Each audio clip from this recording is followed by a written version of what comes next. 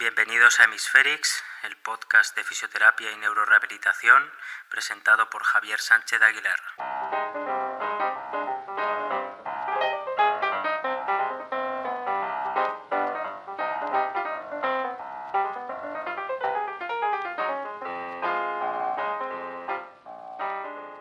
Hola a todos, ¿cómo estáis? Espero que muy bien. Espero que hayáis comenzado con buen pie este año 2024 y que tengáis muchos propósitos y metas a conseguir.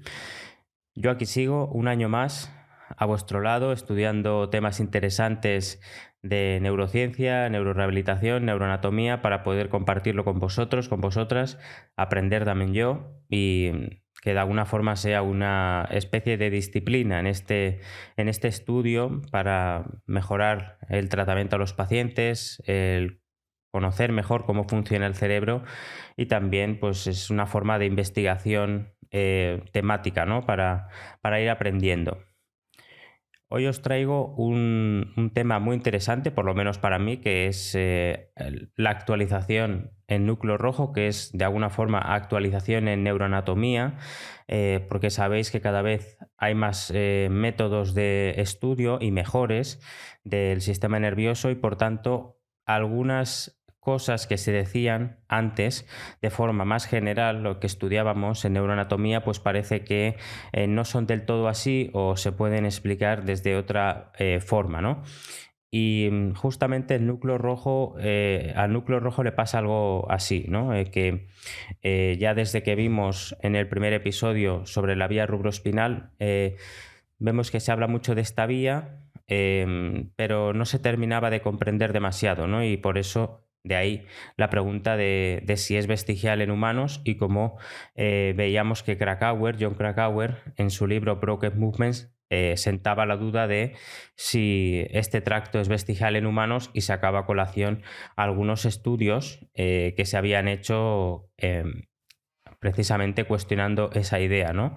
Y bueno, pues yo tuve una especie de epifanía cuando leía esa parte del libro de Broken Movement y así empezó Hemisférix, ¿no? Con esa duda neuroanatómica que de alguna forma persiste hoy en día en diferentes episodios que habréis escuchado y de ahí me nace mucho interés en estudiar, ¿no? En investigar esta neuroanatomía y ver cómo se traslada después a la neurorehabilitación, ¿no? Si es que se puede hacer una traslación más o menos directa, ¿no? De alguna forma todos queremos conocer la verdad, ¿no? Pero no es fácil, sobre todo porque los métodos de estudio van cambiando. Esto es como la metáfora del martillo de Maslow. El martillo de Maslow es un sesgo cognitivo que nos induce a querer solucionar cualquier problema con aquello que mejor manejamos. Si tenemos resonancia magnética, predominaremos lo estructural. Si la tenemos pero es funcional, lo funcional, el funcionamiento. Si tenemos tensor de difusión, la sustancia blanca. Y así con todas las técnicas de neuroimagen, ¿no? O de estudio del sistema nervioso. Cada vez se afina más y los métodos actuales son mucho más sofisticados y por tanto las conclusiones que se dan son un poco más acertadas, ¿no? Quizás podríamos decir que está más cerca de la verdad. Pero, y volviendo a lo de la vía rubroespinal, es normal que en el proceso de perfeccionamiento técnico, ¿no? De los métodos encontremos estudios aparentemente contradictorios. Y ahí estamos en una encrucijada, ¿no? Por un lado, parece que sí, que el tracto rubroespinal está en camino de ser vestigial, todo apunta a ello, pero a la vez todavía parece tener cierto rol en la recuperación tras el daño cerebral, ¿no? O en la compensación del daño cerebral, mejor dicho. Ambas explicaciones son posibles, al menos de momento, pero es cierto que dependiendo de los métodos de estudio, las conclusiones de diferentes grupos de investigación pueden variar, ¿no? Y conforme se vayan homogeneizando y especializando estos métodos, es posible que las conclusiones vayan en un mismo camino, ¿no? Al final, las frases finales, ¿no? De los estudios, pues sean cada vez más parecidas.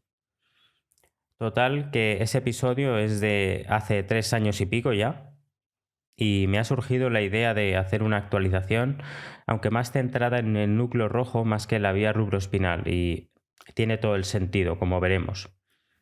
Y todo esto me surgió a raíz de ver un estudio reciente, muy potente, aunque aún es un preprint, es decir, que aún no está publicado oficialmente, y es un estudio del mismo grupo que sacaron el estudio del homúnculo, el homúnculo nuevo, ¿no? Que salió el año pasado, que yo creo que todos lo pudisteis ver, que yo mismo hice un episodio sobre el homúnculo y aproveché para hacer una revisión histórica y, bueno, pues todo lo que quizás habréis escuchado, ¿no? Así que en este episodio quiero hablaros de ese estudio y alguno más también que he encontrado reciente para actualizarnos en esta parte específica de la neuroanatomía. Creo que esto es muy importante, actualizarse, y de vez en cuando veréis que publico un episodio como este de actualización de algún tema que incluso ya he tratado años anteriores, o simplemente quiero aglutinar todo lo que se sabe en el momento actual sobre algo en concreto. Así que, si me acompañáis, si os quedáis, vamos a ver qué hay de nuevo en este núcleo tan bonito, por lo menos a mí me lo parece, como es el núcleo rojo. Primero tenemos que hablar de un poquito de neuroanatomía esencial, ¿no? Del núcleo rojo para situarnos. Como suelo decir, no sé quién me está escuchando ahí detrás, por tanto tengo que intentar conjugar lo esencial con lo específico, ¿no? Porque de alguna forma hay oyentes que tienen mucho nivel, así me lo hacen saber y tienen pues mucho interés, pero otras personas se acercan más desde la curiosidad y tengo que también entrar a nivel general, ¿no? Y bueno, el núcleo rojo, como sabéis, es una estructura primitiva, ¿no? De origen primitivo que está en el tronco del encéfalo, en la parte ventral más concretamente, y está dividido clásicamente en dos partes. Una parte que se llama parvocelular, que es más caudal, y una parte magnocelular, que es más rostral. No está claro, pero parece ser que el origen del núcleo rojo está en el desarrollo evolutivo de las extremidades y la locomoción entre los vertebrados.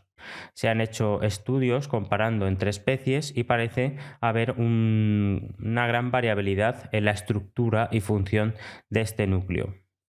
Según la especie, una parte del núcleo rojo está más desarrollada que la otra. En general, la parte magnocelular predomina en los antiguamente vertebrados inferiores, ¿no? Como los anfibios, los tiburones o las lampreas. Por otro lado, la parte parvocelular es más prominente en mamíferos o aves, es decir, escalando en la evolución. Si ya tenemos en cuenta a los mamíferos cuadrúpedos, ¿no? que caminan a cuatro patas, como los gatos o las ratas, esta parte magnocelular está más desarrollada que si vamos ascendiendo en la escala evolutiva, donde vemos que esa parte magnocelular va desapareciendo, como sería el caso máximo, ¿no? del ser humano. En el ser humano, la mayor parte del volumen del núcleo rojo viene de la parte parvocelular. De hecho, en el ser humano, si se puede hablar de una parte magnocelular, está totalmente diferenciada de la parvocelular, como si fueran dos estructuras independientes. Curiosamente, en fetos y recién nacidos, la parte magnocelular se ve muy bien diferenciada y se ha relacionado con movimientos primitivos como el agarre y con un tono flexor predominante. Las neuronas magnocelulares son como una especie de motoneuronas primitivas, podríamos decir. Resumiendo mucho, la parte magnocelular, mucho menos desarrollada, está implicada en el sistema rubroespinal, ¿no? Que vimos en el primer episodio de Hemisferix, y la parte parvocelular está más desarrollada en el sistema olivo-cerebeloso. En los primates, la importancia del sistema rubroespinal en los movimientos de la mano, como el agarre o la manipulación, es muy evidente, pero en humanos no parece ser así, Y de ahí, pues toda la crítica que argumentamos en el episodio 1 de la duda de si esta vía, de si este sistema está cada vez más vestigial, ¿no? Va perdiendo sentido evolutivo y funcional. Cuando hablamos de que la parte parvocelular está más desarrollada y tiene mucho que ver con el sistema olivocerebeloso, esto del sistema olivocerebeloso es muy interesante, no debe asustar y lo indagaremos con más detalle en el siguiente episodio, que seguramente será sobre el cerebelo, ¿no? Y la ataxia, y ahí veremos un poco los bucles, ¿no? Y el camino que hace la información neuronal, ¿no? La información eléctrica a través de la oliva, el cerebelo, de vuelta al tálamo, etcétera, ¿no? Es un circuito muy interesante y que de alguna forma es el que da también sentido evolutivo al núcleo rojo, ¿no? Como veremos también después. ¿Qué conexiones tiene el núcleo rojo? Podemos diferenciar justamente entre la parte magnocelular y la parvocelular. La parte magnocelular recibe entradas de los núcleos interpuestos contralaterales del cerebelo, dando lugar al famoso tracto rubroespinal. Podemos intuir que si este núcleo está poco a poco desapareciendo, pues también poco queda ya, ¿no? Del rubroespinal. Eso es producto de la evolución que ha primado al tracto corticoespinal en el ser humano, ha puesto toda la carne en el asador en favor del tracto corticoespinal, y bueno, pues eso tiene su parte buena y su parte mala, ¿no? Es una vía súper especializada, como sabéis, pero a la vez, cuando hay una lesión, las consecuencias pueden ser y son muy importantes, ¿no? Muy dramáticas. Al contrario que la parte parvocelular, que recibe aferencias del núcleo dentado del cerebelo, así como sustancia blanca más profunda del cerebelo, y redirige la entrada, esa aferencia, en la oliva inferior, ¿no? El núcleo olivar inferior, normalmente la llamamos la oliva inferior homolateral. Y este es el famoso triángulo de Guillem-Mollaret, ¿no? O la vía dentado-rubro-olivar, ¿no? Es un triángulo formado entre el núcleo dentado, el núcleo rojo y la oliva inferior, que es así, tiene mucho desarrollo en el ser humano y realmente tiene mucho sentido funcional. Es justo esa parte parvocelular la interesante en el ser humano adulto, pues tiene una conexión importante con la corteza motora y premotora y el cerebelo, ¿no?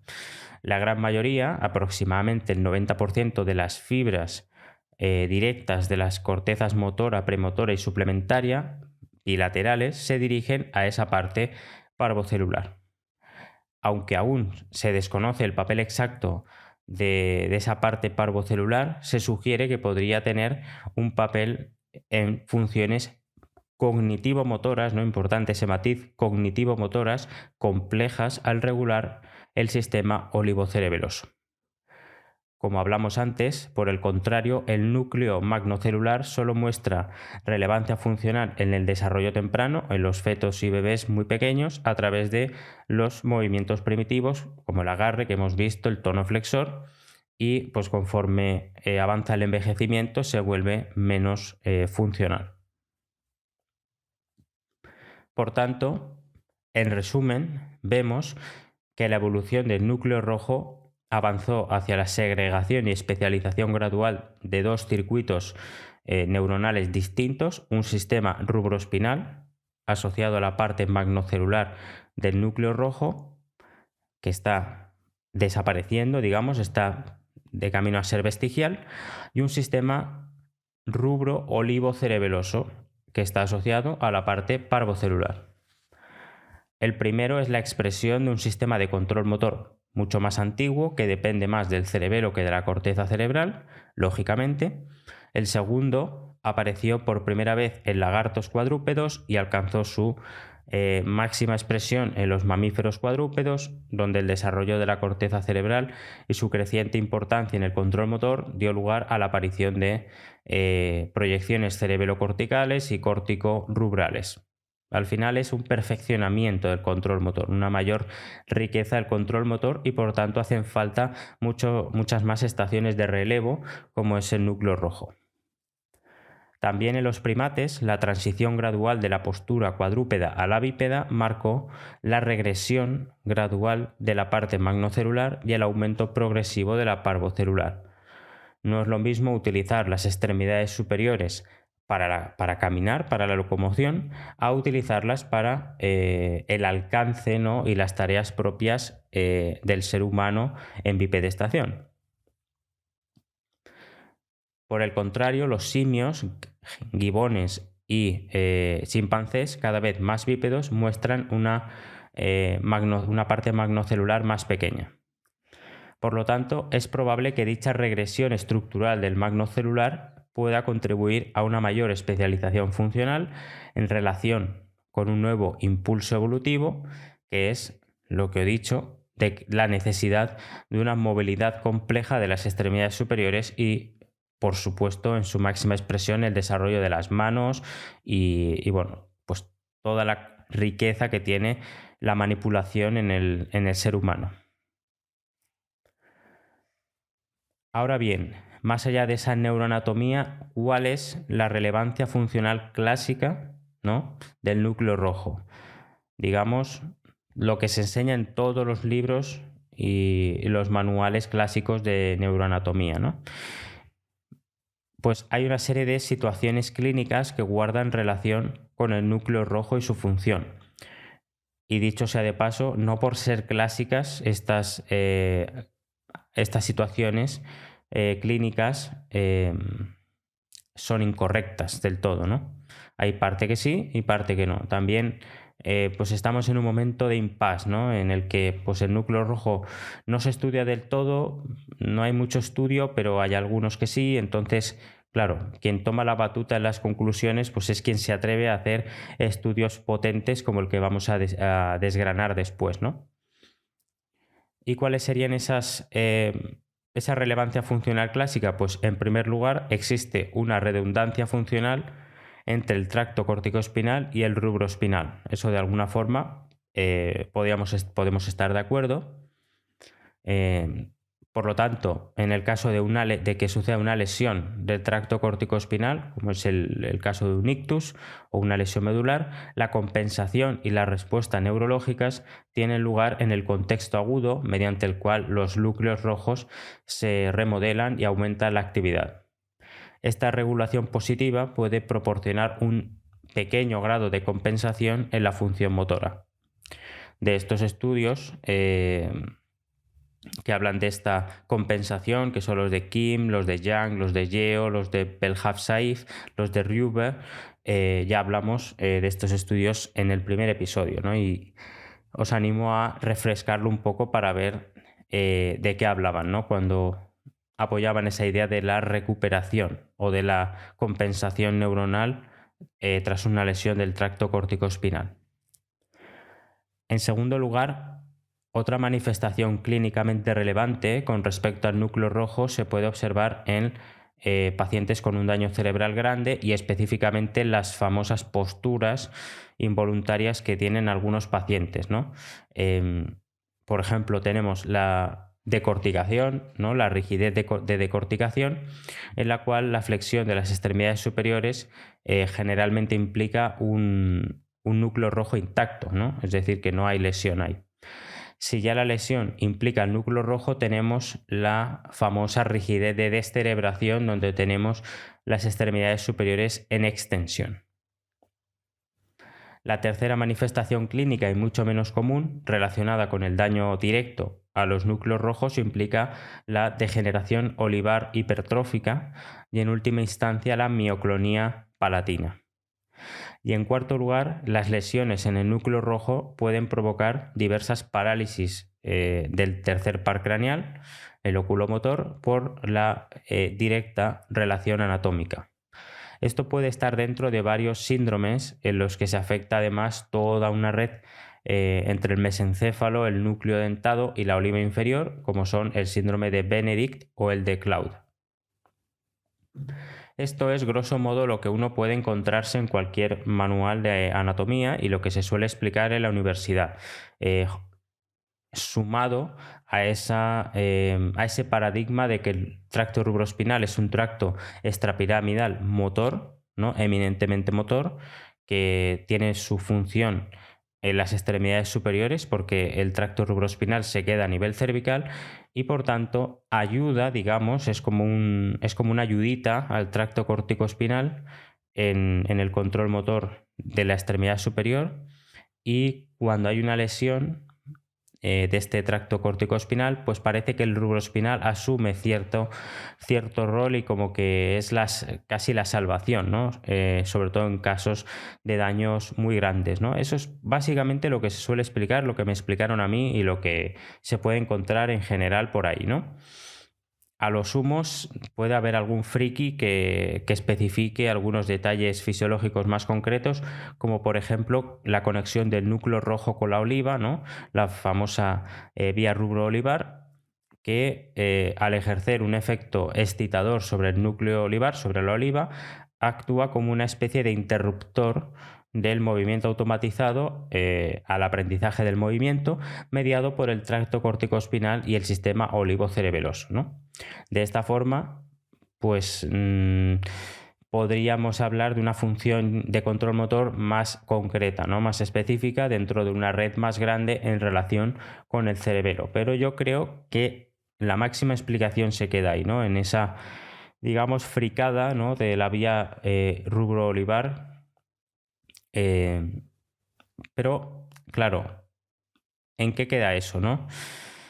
Pues para entender en qué queda eso y no que quede ahí en el limbo esa idea, porque por un lado tenemos una idea muy general y luego alguna un poco más específica, pero no terminamos de entender bien y por eso se olvida y no entendemos bien qué hace el núcleo rojo, ¿no? Entonces, hay algunas novedades en la investigación sobre el funcionamiento del núcleo rojo y sobre todo viene de la mano de las mejoras metodológicas y técnicas de los estudios, ¿no? Como en muchos artículos se menciona, el estudio del núcleo rojo se ha abandonado bastante, sobre todo por las limitaciones metodológicas. Estas limitaciones son principalmente por la baja relación señal-ruido, que es en inglés Signal to Noise Ratio, el SNR, que es la relación señal-ruido, que en neurociencia se refiere a la proporción entre la señal útil o información relevante que un sistema neuronal está procesando y la interferencia o el ruido no deseado que se cuela, ¿no?, en la señal. En términos simples, es una medida de cuánto destaca la señal que queremos en comparación con los ruidos, ¿no?, las interferencias. A esto se le suma pues el ruido que genera, por ejemplo, las pulsaciones del líquido cefalorraquídeo, ¿no? Entonces, digamos que por esas limitaciones metodológicas, el estudio del núcleo rojo se ha quedado muy rezagado. Pero hay estudios como el que vamos a ver que tienen pues no sé si llamarlo filtrado, un manejo de la señal, un manejo de la información neuronal, pues mucho mejor, y por tanto pueden sacar conclusiones más concretas, ¿no?, y mejores. Sí que es verdad que en algunos estudios se han podido observar muy bien las fibras que van desde la corteza hasta el núcleo rojo, las famosas fibras corticorrubrales, mediante estudios con tensor de difusión, que eso hasta hace algunos años no se podía hacer. En humanos, claro, que es donde está la complicación, porque no podemos extrapolar, y eso todos los estudios lo dicen, no podemos extrapolar los estudios en otras especies a los seres humanos, ya que, como hemos visto antes, el factor evolutivo es clave y es obligatorio hacer estudios en humanos para poder comprender el núcleo rojo en humanos. Y este ha sido el caso de un estudio muy reciente, de este 2024, de enero. De hecho, como os decía en la introducción, es un preprint. Todavía no es oficial, digamos, el estudio. Aún faltarán quizás algunas semanas o incluso meses. Incluso sirve para perfeccionar el manuscrito. Esto mismo pasó con el estudio del homúnculo, ¿no? Del año pasado, de Gordon, de Evan Gordon, que pues publicó este preprint e incluso resumió su artículo en Twitter, cuando era Twitter, ¿no? Y lo cual hizo que yo lo comprendiera mucho mejor y me lanzara a hablar de este estudio, ¿no? Porque realmente es complejo. Pues bien, estamos ante un estudio que de alguna forma bebe de ese estudio del homúnculo porque tiene la misma idea, ¿no? Y de lo que se trata este estudio es de estudiar la conectividad funcional del núcleo rojo basado en un gran conjunto de datos que viene de un banco de datos, que es el mismo del homúnculo, que agrupa 45.000 sujetos, además de 5 sujetos nuevos específicamente para este trabajo. El primer autor de este estudio es Samuel Krimmel, quien, como hizo Evan Gordon con el homúnculo, resumió este estudio en su, ya no diríamos Twitter, ¿no? Diríamos X, ¿no? O X. Y bueno, pues fue a partir de ahí que yo tuve conocimiento de este estudio, si no, quizás pues no lo hubiera descubierto o hubiera tardado más meses. Por tanto, esto enfatiza la idea de que los investigadores se animen a resumir sus trabajos en las redes sociales, porque yo creo que hace que llegue a más gente, que al final es la idea, ¿no? No publicar por publicar, ¿no? Si recordáis, el estudio del homúnculo del año pasado fue revolucionario porque demostraron que la corteza motora primaria, M1, no sigue un patrón lineal como el clásico homúnculo de Penfield, ¿no? En su lugar, hay regiones que se llaman efectoras motoras específicas, pie, mano, boca, es decir, que tú estimulas en esa zona y se mueve, hay movimiento en la zona correspondiente del cuerpo, ¿no? Y entre cada una de esas zonas hay una región interefectora que funciona a modo de integración del movimiento corporal y que conforma la red de acción somatocognitiva, que es la SCAN, ¿no? Esto lo tenéis en ese estudio de Gordon del 2023 muy detallado. Estas regiones SCAN están más estrechamente acopladas a la red cíngulo-opercular, ¿no? Que se dice que es muy importante para el control ejecutivo de la acción, ¿no? Esa parte del movimiento, pero relacionada con las funciones ejecutivas. Por tanto, hay que entender ese paradigma nuevo que plantearon Gordon y colaboradores para entender este trabajo del núcleo rojo. Asimismo, entender cómo hicieron este estudio de conectividad funcional, cómo desgranaron las conexiones del núcleo rojo, está marcado por la técnica de neuroimagen, la cual fue el mapeo funcional de precisión, gracias a tener tantos datos de sujetos. El punto de partida a la hora de estudiar el núcleo rojo para ellos fue que sí, la parte parvocelular tiene conectividad estructural con la corteza motora primaria, lo cual ha dado pie a toda la justificación clásica sobre el control motor, pero no está claro que esa conectividad sea con regiones efectoras, ¿no? Es decir, con pie, mano, boca, ¿no? Directamente motoras, o más bien sea con la SCAN, ¿no? Con esa red interefectora, ¿no? De la que hablaba Gordon.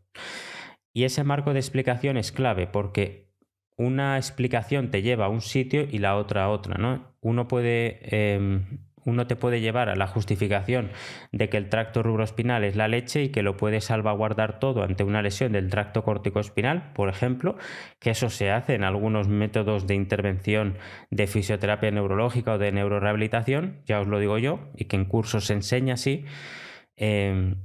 Y otra parte, pues es otra justificación quizás más científica, actual, es darle un sentido evolutivo funcional a esas vías del núcleo rojo y entender mejor la función que puede tener a nivel de la relación del movimiento con la cognición, por ejemplo, ¿no? Son dos caminos diferentes. Krimmel y sus colaboradores conocen perfectamente toda la evidencia sobre la evolución del núcleo rojo y sus conexiones en diferentes especies y la relación también con la patología neurológica. O sea que ya en el artículo estos autores te hacen ver que se ha leído todo lo anterior y que tratan de avanzar mucho, ¿no? con el trabajo que hacen. Entonces, dicho esto, ¿qué resultados obtuvieron? Voy a intentar resumirlo lo máximo posible para que sea muy comprensible, ¿no? Porque obviamente tienen muchas divagaciones los resultados, pero dicho de forma rápida, encontraron que el núcleo rojo está funcionalmente conectado con dos redes muy conocidas y muy importantes, que son la red de saliencia y la red cíngulo opercular. Esto desafía la idea de que el núcleo rojo se relaciona con el efector a nivel motor, o sea que es una estructura motora, fundamentalmente motora, como si controlaran músculos directamente, ¿no? Como si de ahí salieran motoneuronas, digamos, y en concreto los del miembro superior, según lo que se ha dicho clásicamente.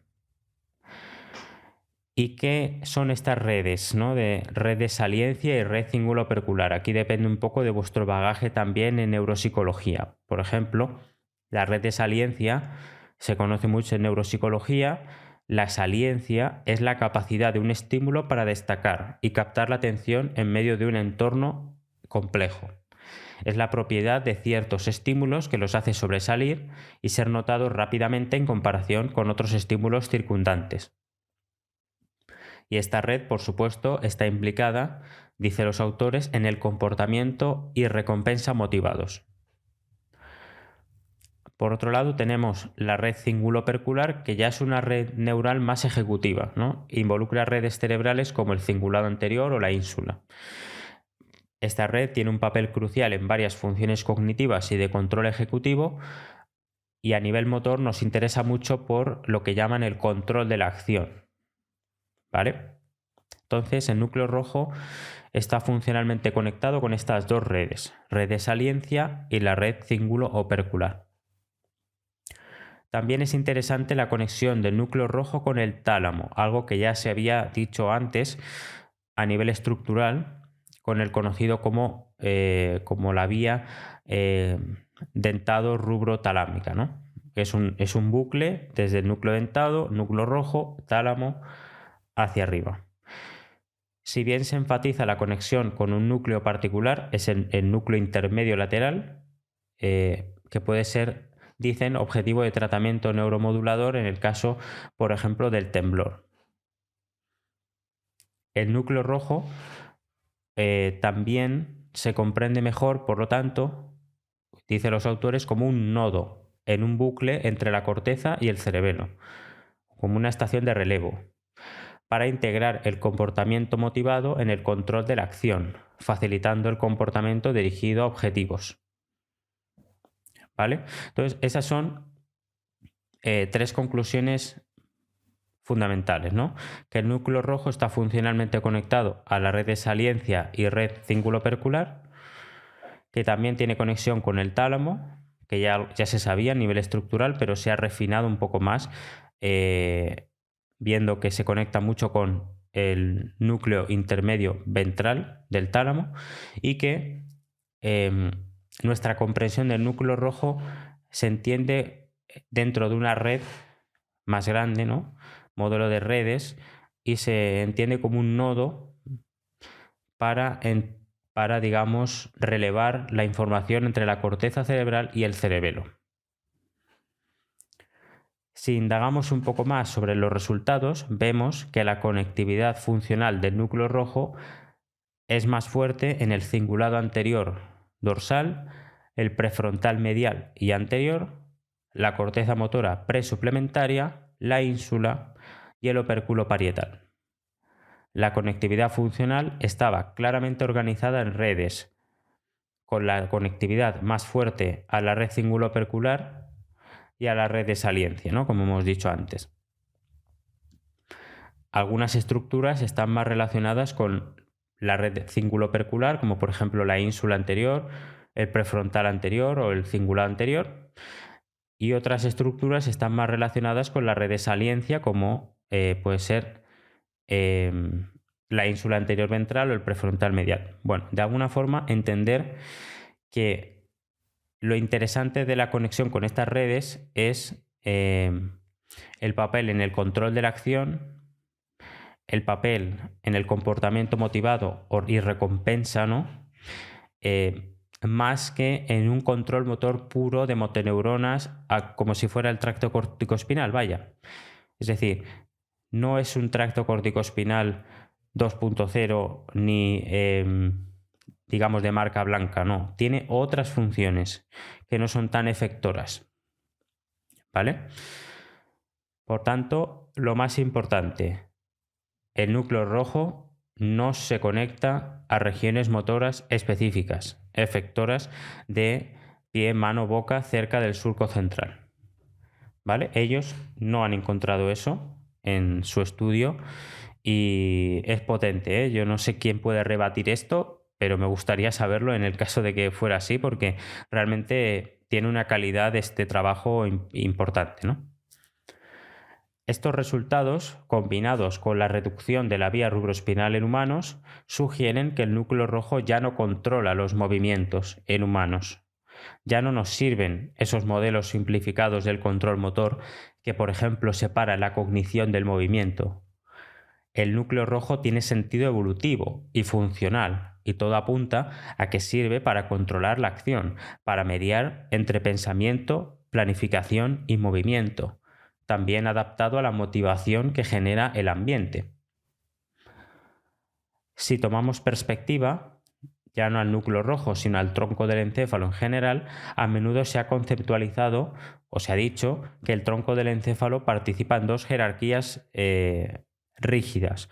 Una jerarquía de control que va de arriba abajo, top-down, donde recibe y transmite pasivamente señales de arriba hacia abajo que se originan en la corteza, los típicos comandos motores, y una jerarquía sensorial de abajo arriba, down to top, donde recibe y transmite pasivamente señales sensoriales que se originan en la periferia.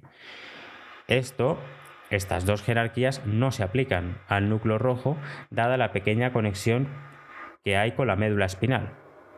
Puede ser que la representación dominante de dos redes corticales en el núcleo rojo indique que las redes neuronales son un principio de organización de todo el cerebro, no solo de la corteza cerebral, que es lo más top, ¿no? Lo más evolucionado, lo más típico del ser humano, ¿no?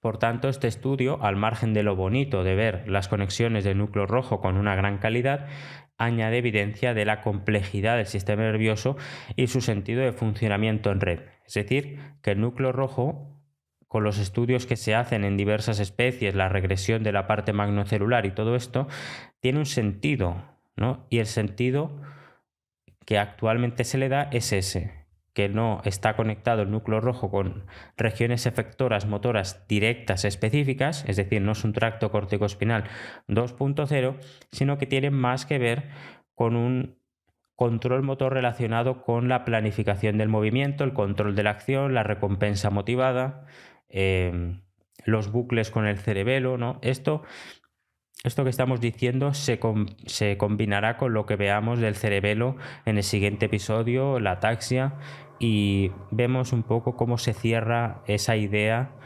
de comprensión un poco más certera de estas estructuras y estas conexiones que realmente son muy complejas y que quizás no se le ha dado el papel suficiente o no se ha sabido explicar de una manera más sencilla para luego construir toda la complejidad que acarrea, ¿no? Así que, bueno, esta ha sido un poco esta novedad del núcleo rojo, que yo creo que es una novedad muy novedosa, ¿no? Porque yo creo que la mayoría de nosotros tenemos esa idea muy asentada de que el núcleo rojo, de que la vía rubroespinal es eminentemente motora, por cómo se enseñan en neuroanatomía, pues en la universidad y en posgrados, en cursos donde dicen que tienen en cuenta la neurofisiología, pero luego meten meten la gamba, ¿no? En estas explicaciones, porque realmente no es tan así, ¿no? Hay muchos flecos que resolver. Así que nada, espero que os haya gustado este episodio, que os haya añadido información sobre este núcleo, sobre neuroanatomía. Como siempre digo, la traslación clínica de estos episodios y de esta información es más limitada que quizás en otras, pero yo creo que es la base, ¿no? Y tenemos que tener ciertas cosas muy asentadas y que luego es verdad que el trabajo de traslación clínica lo tenéis que hacer vosotros, lo tengo que hacer yo después para, pues por ejemplo, cuando me venga un paciente con una lesión determinada, pues hacer un análisis un poco más acertado, ¿no? De por dónde puede ir su neurorehabilitación. Así que me despido de vosotros, el primer episodio del año. Espero que tengáis un año fantástico.